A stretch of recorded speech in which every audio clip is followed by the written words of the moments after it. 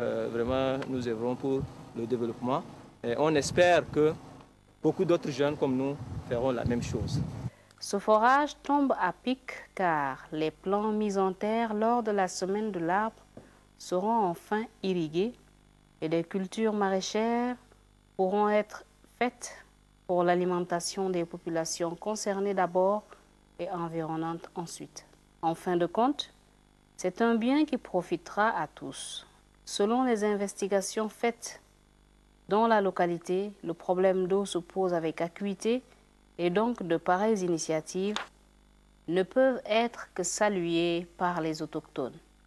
Avec l'installation des pompes immergées, les responsables de l'association de la communauté IRIA pour la solidarité et le développement espèrent un lendemain meilleur pour les leurs. De même, Moussoro vert est un objectif que l'on peut atteindre. Nous avons eu vraiment le courage de tous nos membres d'aller faire un forage à 2 ou 3 km de Moussoro. Sur 7 lieux de forage, l'État a planté des arbres, ils ont fait une ceinture verte, mais nous, on a constaté que dans ce lieu, il n'y a pas d'eau. C'est pour cela on a pris l'initiative de notre propre compte et notre propre moyen. On a cotisé, nous les membres, sans avoir aide ni de l'État, ni des ONG quelconques. Et on a contribué, on est allé ouvrir cette forage. Et pour le moment, l'association habite non lucrative et elle est apolitique. Elle tend la main à tous les bons volontaires, les ONG, en particulier au président de la République, de nous aider à faire un peu progresser les jeunes qui sont dans la région. Et cette association ne s'arrête pas seulement dans la région du Bahr El Ghazal.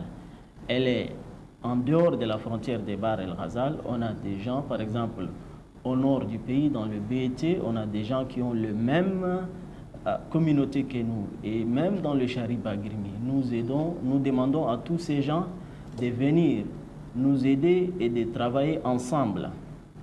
Et je pense que cette association va faire beaucoup de choses par l'aide du gouvernement et par l'aide du chef de l'État. Nous avons aussi une vision d'avenir sur le système scolaire, aussi sur la lutte contre la désertification. C'est aussi dans le développement rural. Parce que notre pays a besoin beaucoup d'activités. Ces dits hors d'Injamena ont besoin d'immenses aides.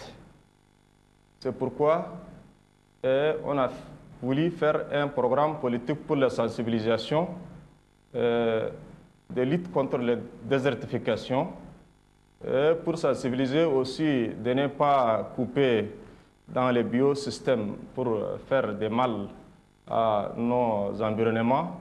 Donc l'environnement avec l'homme se sont parallèles sur le futur. On a aussi cette politique de sensibilisation. Également dans les milieux scolaires, aussi on a voulu faire don à notre possibilité de l'école communautaire de Ordre N'Djamena. C'est également aussi faire inscrire leurs enfants dans l'école. Aussi, nous avons également de faire en quelque sorte promouvoir aussi la politique du gouvernement, de préserver de l'environnement, de faire aussi lutter contre la désertification, aussi faire aussi basé sur leur scolarisation.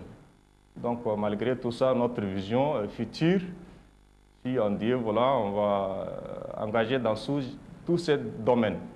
Donc malgré les moyens, j'ai répété encore les moyens qui nous ont manqué, donc on a voulu des aides à travers le gouvernement et des ONG. Donc à l'aide de ça, on va faire cette vision future pour les bienfaits au Tchad.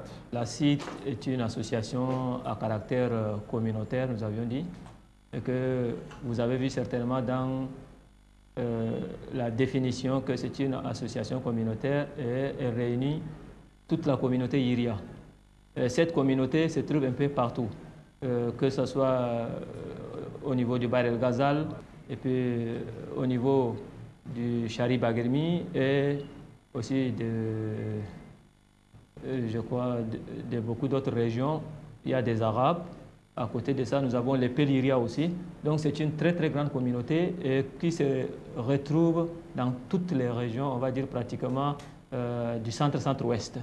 Voilà. Donc nous avions pour objectif d'aider toute la communauté à réussir ce qu'on appelle le développement local, parce que ça va dans le cadre de la politique de décentralisation du gouvernement que nous voudrions vraiment accompagner. Ce qui nous a amené à créer cette association, c'est qu'on s'était posé la question de savoir, faut-il rester critiqué ou agir? Et nous avions pensé que c'est mieux d'agir et qu'il est possible d'agir quels qu'en soient ses moyens. Donc c'est ça ce qui nous amène à créer cette association. Et à travers le forage que vous avez vu aujourd'hui, je crois qu'il y a quelque chose qui est déjà fait.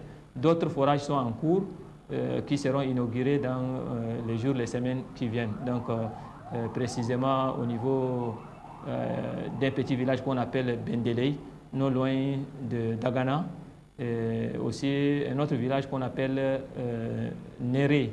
Donc c'est aussi non loin de Dagana.